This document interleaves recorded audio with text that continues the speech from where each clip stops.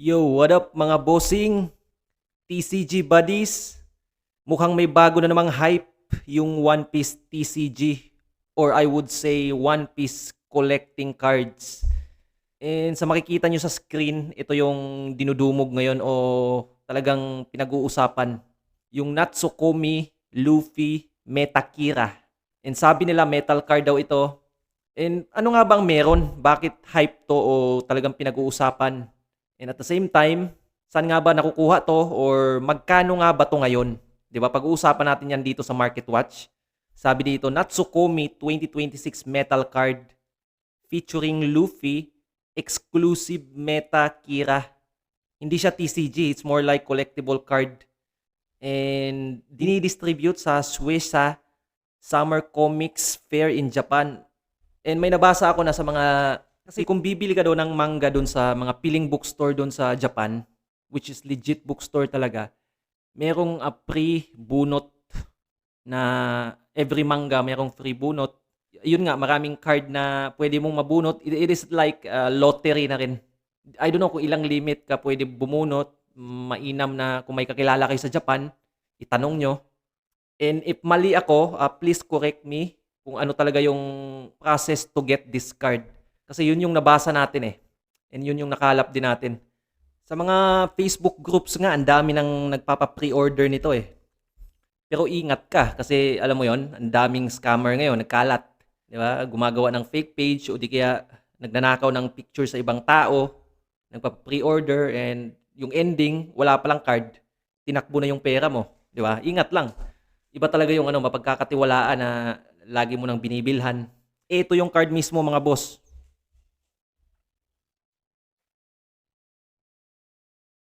Diba kita yung reflection na talagang metal siya. And at the same time, ito pa. Malinis tignan. Diba? Actually, yung design niya parang yun sa One Piece magazine. Yung mga future volume na ilalabas din ng One Piece. Marami na kagad naglalabasan na presyo. Even though yung release nito is July 1 pa. And sa eBay, titignan natin yung price, last sold. As you can see, $109 or $110. 'Di ba? Itong card na to, I would say yung hype nito, maikukumpara ko sa ito, Ichiban Luffy. Yung recently lang din na lumabas. Itong Ichiban naman, may may Japanese and English version. And actually, meron akong copy nito. Ayan. Maganda yung card. It is a non-foil pero maganda siya, unique and good for collection din. Naalala ko dati nung release nito, nung Ichiban Luffy, marami to around 3 to 5K per piece. And then after few weeks or few months, bumagsak yung presyo to 2K or even below 2K. And hindi na siya pinansin. Pero dumaan ulit yung ilang weeks or months. Here we go. Tumaas yung Ichiban Kuji exclusive Luffy. 'Di ba? Kasi nga syempre basic economics, supply and demand. Nung marami pa ang supply, merong demand sa umpisa pero bumabagsak. Kasi nga feeling ng mga tao ang daming supply. Naubos na yung mga bumili. And tumagal lang tumagal, maraming pumasok sa One Piece TCG, especially recently, nung nag-spike yung One Piece, may mga newbies yun, may mga bagong pumasok. Syempre, naghanap din ng card, and probably isa to sa mga binili nila. Kaya nagsitaasan sa eBay. As you can see, last sold, $230. Magkano yan? Alam ko, 61 tayo ngayon eh. Yan, 14K. English to kasi yun nga, merong English tsaka Japanese. Ito naman yung Japanese. Ayan. Diba? Ito yung Ichiban Luffy. Kumbaga, kino-compare ko lang kasi na-hype din to eh. Kasi maganda yung card, unique.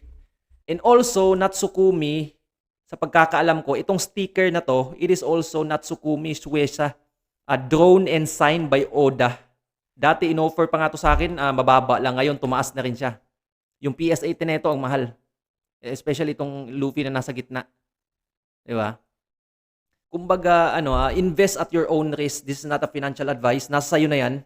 All I can say is, baka hindi muna ako bibili ng card na to. Aantayin ko muna. Papakiramdaman ko muna yung pricing, yung supply. All I know, pag naubos na tong card na to, talagang tataas to. Talagang mina-market timing ko lang.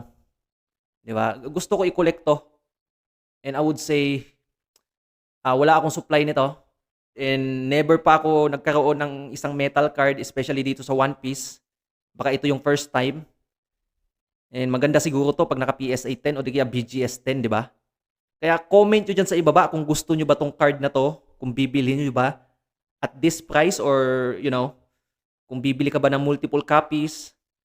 And like, follow, and share mga boss, mga buddy for more TCG content like this. Maraming salamat po.